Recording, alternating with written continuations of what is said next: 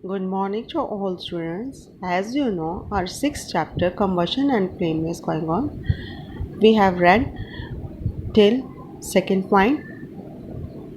Now we are going to start from example number 1 and 2. Let's revise. Second point, taking care of continuous supply of air and ignition temperature. ठीक है, अगर आग लग जाती है, ठीक है, तो वहाँ पर एयर को और उस इग्निशन टेम्परेचर को अपने कैसे मेंटेन करना है. Okay, once a fire has started it can be extinguished only either the cutting off supply of air. जब एक बार आग लग जाती है तो उसको आग को बुझाने के लिए या तो अपने को क्या करना चाहिए, cutting the supply of air की सप्लाई बंद कर देनी चाहिए, या फिर lowering the temperature of combustible material. अब उस टेम्परेचर का जो कम्बस्टिबल मटेरियल है उसके टेम्परेचर को कम कर देना चाहिए बिलो इट्स इग्निशन पॉइंट. उसके इग्निशन टेम्परेचर से भी उसका टेम्परेचर क्या कर देना चाहिए, कम कर देना चाहिए. Following examples will illustrate the point. अब ये जो एग्जाम्पल्स हैं ये इसी एक्टिविटी के ऊपर बेस्ड हैं. ये अपने कैसे कर सकते हैं, उसको इग्निशन टेम्परेचर को कैसे कम करेंगे. ठीक है, first example is if the material such as wood और wood based products catch fire.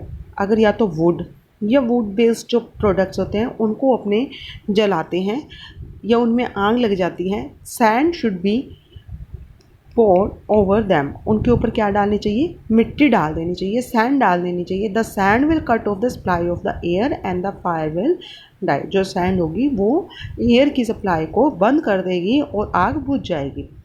Second one example is if the clothes of a person catch fire. अगर किसी पर्सन के कपड़ों में आग लग जाती है, the person should be immediately wrapped into the thick blanket.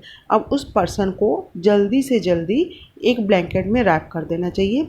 This will cut off the supply of the air. वो क्या करेगा, एयर की सप्लाई को रोक देगा. And hence the fire will die. और आग बुझ जाएगी. Alternately water should be poured over fire.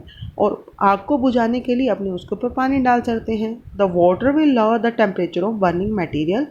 और अपने क्या करेंगे, जब उसके ऊपर पानी डालते हैं तो वाटर क्या करेगा, बर्निंग मटेरियल के टेम्परेचर को कम कर देता है below its ignition point.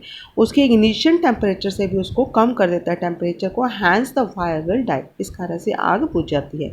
Ignition point मतलब मिनिमम टेम्परेचर जिस पे कोई सब्सटेंस जल सकता है. ओके, जब उसको ही अपने डाउन कर देंगे तो फिर वो फायर विल डाई, आग बुझ जाएगी. Let's see third example. If the fire is caused by oil और गैस. अगर ऑयल के कारण या फिर गैस के कारण आग लग जाती है, it should be extinguished by using carbon dioxide fire extinguisher. अब इसको बुझाने के लिए अपने को एक कार्बन डाइऑक्साइड से मेड एक्सटिंक्शर आता है, फायर एक्सटिंक्शर आता है. इक्विपमेंट होता है जिसमें कार्बन डाइऑक्साइड फिल होती है. The carbon dioxide cuts off the supply of the air and fire dies. Carbon dioxide क्या करेगी, एयर की सप्लाई को बंद कर देती है, रोक देती है, जिस कारण से आग बुझ जाती है. Okay, the carbon dioxide extinguisher are not readily available at most places. सभी जगहों पर ये इजीली अवेलेबल नहीं होते हैं carbon dioxide extinctions. So that's why in such situations fire brigade should be called immediately. In conditions में आपको किसको कॉल करना चाहिए, फायर ब्रिगेड्स को.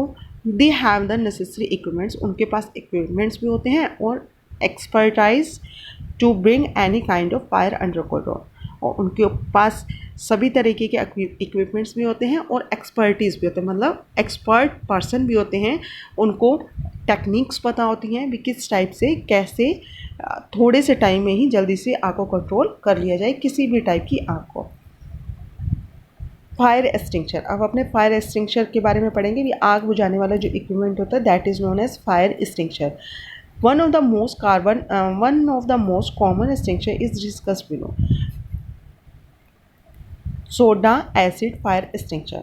ये किससे बना हुआ है, soda acid fire extinguisher. It consist of a metallic cylinder from the bottom of which rises a plunger. ठीक है, इसमें क्या होता है, एक मेटेलिक सिलेंडर बना होता है और जिसके बॉटम पे एक प्लंगर निकला होता है, एक हैंडल लाइक स्ट्रक्चर निकली होती है विद अ शार्प एंड. और उसका अंदर वाला जो सिरा होता है वो कैसा होता है, शार्प होता है.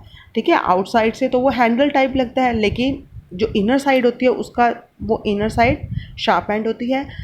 on the sharp end of the plunger is placed a sealed thin glass tube containing concentrated sulfuric acid. अब जो अंदर वाला सिरा होता है, ठीक है, उसमें क्या लगा होता है, एक ग्लास ट्यूब लगी होती है और उस ग्लास ट्यूब में क्या फिल किया होता है, sulphuric acid, concentrated sulphuric acid.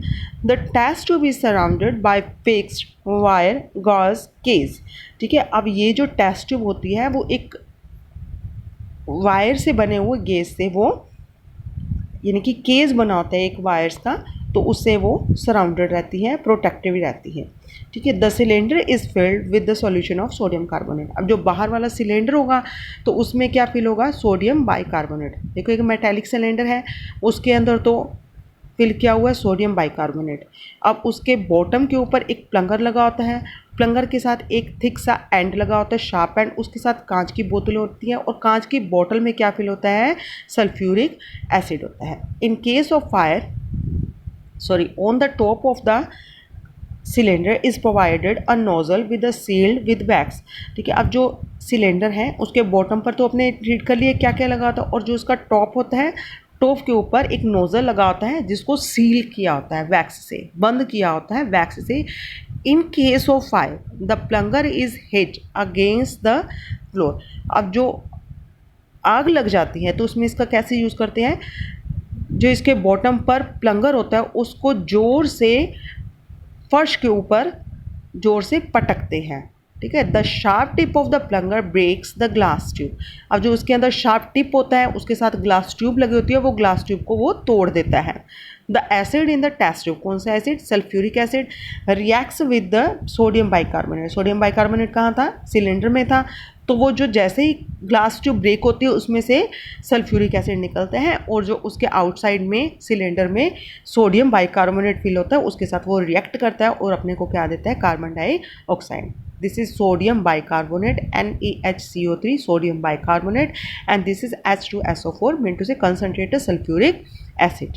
Okay, तो इनके प्रोडक्ट्स बनते हैं, वाटर भी बनेगा इसमें, Na2SO4 भी बनता है, और साथ में अपने को जो मोस्ट इम्पॉर्टेंट अपने को चाहिए CO2, वो इसमें बनती है. When the pressure of carbon dioxide exceed a certain limit, the wax seal blows off. अब जैसे ही उसका कार्बन डाइऑक्साइड का प्रेशर बढ़ता है, एक लिमिट से ज़्यादा बढ़ जाता है, तो उसकी जो नोज़ल लगा होता है हेड के ऊपर, टॉप के ऊपर, वो वैक्स सील को तोड़ देता है और उसका नोज़ल खुल जाता है. ठीक है. The solution with in the cylinder along with carbon dioxide comes out. अब जो उसमें सॉल्यूशन फिल किया होता है इस सिलेंडर में, तो वो एक हाई प्रेशर से इस नोज़ल से बाहर निकलता है. The solution with in the cylinder along with carbon dioxide comes out with the great force. अब वो सॉल्यूशन उसमें से कार्बन डाइऑक्साइड के साथ सिलेंडर में से बाहर निकलता है. It is directed against the site of fire which is turn goes off. अब इसके नोज़ल को, इसके जो हेड है उसको उस साइड में कर देते हैं जहाँ पे अपने को आग बुझानी होती है. Let's see how this equipment works. This is fire fighting equipment, fire extinguisher. Okay, अब इसमें क्या होता है, ये जो मेटलिक सिलेंडर होता है, ठीक है, इसके बॉटम पर ये एक प्लंगर लगा होता है. ठीक है. और ये देखो इस साइड में इसके इंटरनल स्ट्रक्चर दी हुई है, ये सिलेंडर है, इसके बॉटम पे ये प्लंगर लगा हुआ है, और प्लंगर के एंड में एक थिक एंड है जिसके ऊपर ये एक ग्लास ट्यूब लगी होती है. ठीक है. अब ये जो ग्लास ट्यूब है इसको प्रोटेक्ट किए हुए एक वायर गेज होता है जो इसको कवर करके रखता है, प्रोटेक्ट करता है. अब ये इस ग्लास ट्यूब में क्या फिल किया हुआ है, सल्फ्यूरिक एसिड. ठीक है. और ये इसके आउटसाइड में सिलेंडर में क्या फिल किया हुआ है, सोडियम बाइकार्बोनेट. और ये है इसका, यहाँ पे जो टॉप है इसके ऊपर वैक्स से सील किया हुआ क्या है, नोज़ल है. ठीक है. अब वर्किंग कैसे होती है, जैसे ही अपने को यहाँ पे इसकी आग बुझानी होती है तो इसको क्या करेंगे, अपने ज़ोर से इसको ज़मीन पर पटकते हैं. ठीक है. फ्लोर से इसको पटकेंगे, पटकने से ये प्लंगर क्या जाएगा, अंदर की तरफ जाएगा, और ये जो इसका थिक एंड होगा वो बोतल को तोड़ देगा. अब बोतल को तोड़ने से इसमें से जो सल्फ्यूरिक एसिड होगा वो आउटसाइड आ जाएगा, और आउटसाइड क्या फिल किया हुआ है, सोडियम बाइकार्बोनेट. जैसे ही सल्फ्यूरिक एसिड सोडियम बाइकार्बोनेट से रिएक्ट करता है तो क्या बनती है, CO2.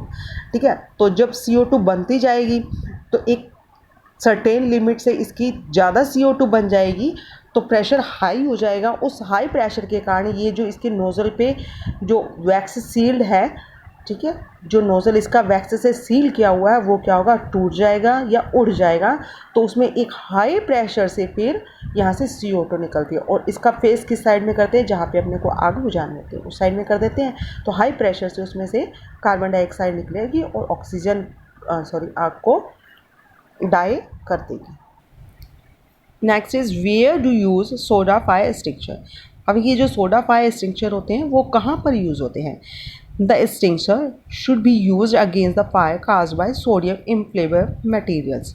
ठीक है, ये एक्सटिंक्शर वहीं यूज़ होंगे जहाँ पर किस कारण से आग लगी हुई है, सॉलिड इनफ्लेमेबल मटेरियल से, मिनटों से जो सॉलिड सब्सटेंसेस होते हैं, सॉलिड जलने वाले सब्सटेंसेस होते हैं जैसे वुड है, ठीक है, तो उसके कारण अगर फायर वहाँ पे लगी हुई है उसको बुझाने में ये यूज़ हो सकते हैं। It is useless to extinguish the fire caused by inflammable liquids.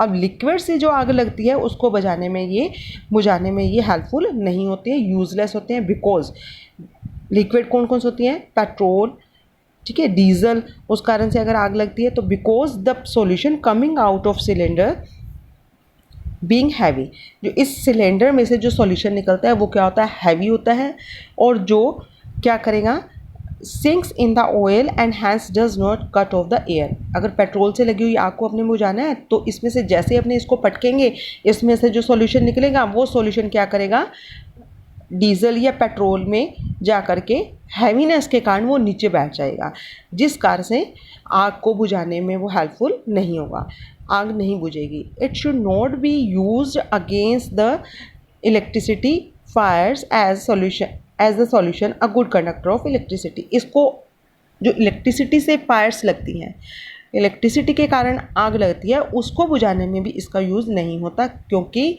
ये जो सॉल्यूशन होता है this is the good conductor of electricity.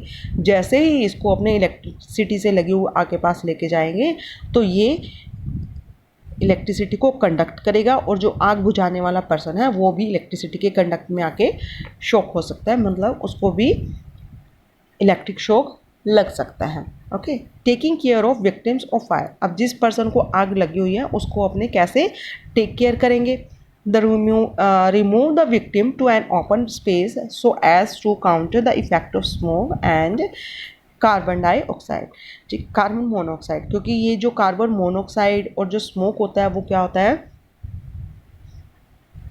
Toxic होता है, ठीक है। अब जहाँ पे आग लगी होती है तो स्मोक और कार्बन मोनोऑक्साइड की क्वांटिटी क्या होती है, बढ़ जाती है, जिस कारण से ये टॉक्सिनेस के कारण, टॉक्सिक होने के कारण ये रिस्पायरेशन के थ्रू अपनी बॉडी में जाने लगते हैं और अपने को रेस्पायरेटरी सिस्टम के, मतलब अपने को सांस लेने में भी तकलीफ हो सकती है। सो दैट्स वाई जिसको आग लगी हुई है सबसे पहले क्या करना, उसको जो उस एरिया से बाहर निकालना है ताकि वो कार्बन मोनोऑक्साइड और स्मोक से बच सके। Secondly, send the victim to the hospital for further medical treatment. और फर्दर ट्रीटमेंट के लिए अपने को नहीं पता कि उसकी बॉडी में कितनी मतलब स्मोक और मोनोऑक्साइड, कार्बन मोनोऑक्साइड एंटर कर चुकी है, सो दैट्स वाई उसके या कितना पार्ट उसका जल चुका है, तो उसके ट्रीटमेंट के लिए उसको मेडिकल ट्रीटमेंट के लिए उसको हॉस्पिटलाइज करना चाहिए।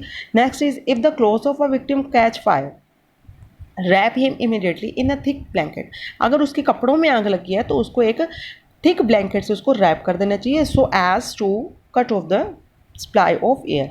जो ब्लैंकेट होगा वो एयर सप्लाई को कट कर देगा, this will put off the fire, और ये आग को बुझा देगा। Next is pour cold water over the victim's body. Victim की बॉडी के ऊपर अपने क्या डालेंगे, ठंडा पानी डालेंगे, this will remove the heat from the body. अब ये जो बॉडी से जो हीट निकल रही है उसको ये ख़त्म कर देगा, मतलब उसको मैनेज कर देगा, control, prevent the formation of boils. अब वहाँ पर जो मतलब छाले बन जाते हैं या इस टाइप से कोई और प्रॉब्लम होती है तो उसको रोकने में ये हेल्पफुल होता है। Next is disadvantage of